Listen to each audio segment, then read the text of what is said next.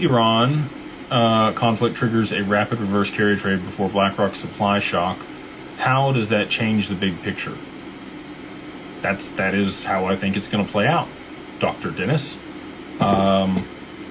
It's a problem reaction solution, right? It's not like it's, BlackRock launches this and then that happens. Of course, that could be the case, right? Like, they have been very methodical about doing things to be proactive rather than reactive in this whole scenario. If you go back and watch my first domino theory, I thought that they were going to have to rush a bunch of things through and then launch ETFs, and all these things were going to be lined up to go and then be able to push the button and make them happen.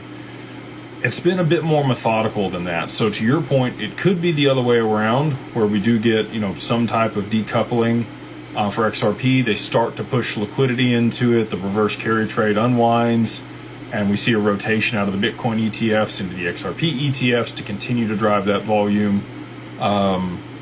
And then it's used to be able to provide a liquidity cushion over there for the FX market, by Japan, and then, also the back end of the stock market and the settlement there continues to drive the price and the volume. So which one happens first? Again, I can see all the dominoes. What order they fall in, not sure. I know oil's first. I know the reverse carry trade's after that. Is the ETF before or after that? I don't know. Is Tether would be after that. Bitcoin would be after that. Currency risk would be after that. But we have the stablecoin bill. That's already been done. It's been put in place. You already have ETFs that have been launched to drive the supply down, so that there is a limited supply so that supply shock can happen.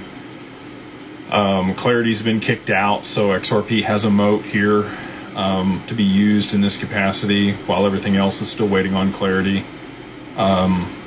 There's been a lot of things that have lined up with what I said, but there's also been things that have been, like I said, a bit more methodical, and they've been pre-done so that they don't have to rush all of it through at the same time. I think they're going to wait till the last second for the BlackRock ETF when it is necessary, because if they do it any sooner than that, it is going to cause a decoupling, which we already saw in the past when people found the trust filing there in Delaware.